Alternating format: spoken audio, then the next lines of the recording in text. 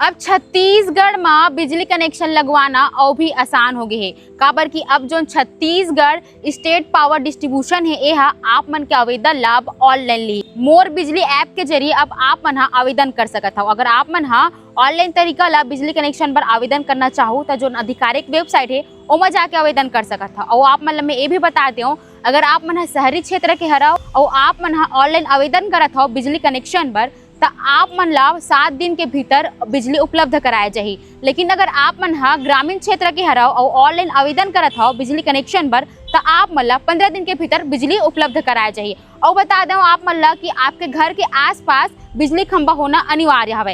ये नियम ला लाए के एक कारण है काबर की लोगन मन बिजली कनेक्शन पर एती उती भटकत रही से, लेकिन अब मन ला भटके नहीं पड़े। अब मन ऑनलाइन तरीका ले बिजली कनेक्शन पर आवेदन कर सकत हो, बिजली लगवा सकत हो। ये वीडियो ला लेके आप मन के का राय है कमेंट करके जरूर बताओ और वैसने वीडियो पर हमारे सीजी भास्कर के संग जुड़े रहो।